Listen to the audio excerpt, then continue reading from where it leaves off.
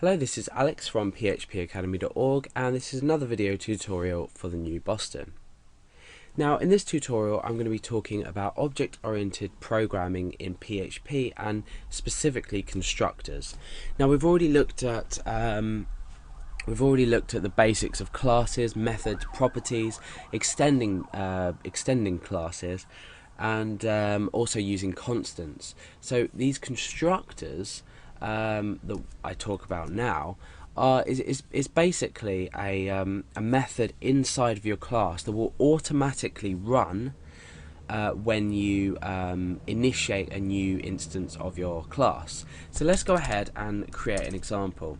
So I'm going to create a class called example, and inside here I'm not going to have any properties. I'm just going to have a method, and this method is going to be public function say something. Okay, and inside of here we're going to echo something. So you already know that if we were to come down here and create a new instance of our class by using new example like that, without the parenthesis. So we've created our class example, we've created a method called say something which says something literally. We've created a new instance of our class, and we refresh. Nothing's actually going to happen because what we haven't done is we haven't said example say something like that. So let's refresh and see, and it says, oh no, okay, say something. Okay, yeah, sorry, I haven't included the greater than sign there. Let's refresh, and it says something. Now what happens for one or more reason if you want this method or some predefined a predefined block of code to run as soon as you initiate or create a new instance of your class. So at the moment, when we just create a new instance of the class, nothing happens. Now we use something called the construct. Now, construct works the same way as if you were declaring a method, although you write it like this. So we've got public function, then we have two underscores, so you've got two underscores there, and then just construct. See, that's turned blue. My text editor has turned that blue, and then we just put two parentheses on, and we put a block in there as well. Now the construct can take arguments, so you can take arguments through your example like this. So I'll demonstrate that in just a moment. So let's go now, and we want to say this say something.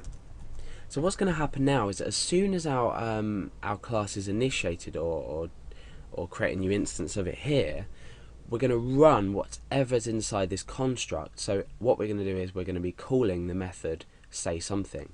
So now that we've just created a new instance of this, let's go and refresh the page, and you can see that we get something.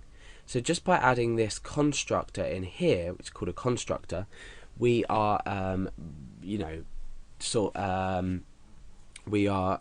running or calling this method, if you like. So what happens if we want to take in parameters when we create a new class for whatever reason? We can specify them here. So I'm going to write text, or in fact I'm going to call it something. So in here, this say something, I'm now going to say something, and I'm going to say something, and in here I'm going to take a value something, and I'm going to echo out something. So now you can see when we refresh, we've got a missing argument error because we haven't defined anything in here. If I was to define, say, some text here, and I refresh, you can see how we've passed by creating our new instance of our object or our class. We've passed in this variable here in our constructor, because remember this is run as soon as our program or our class is initiated. We've passed that to our method say something. Now we've picked this what's been passed up twice now back into say something, and we've echoed it out. So this is slightly delving into why it may be useful when you initiate a new part of your a new instance of your class. You can use this constructor method to perform a block of code that you want it to, and remember you can take in arguments as well.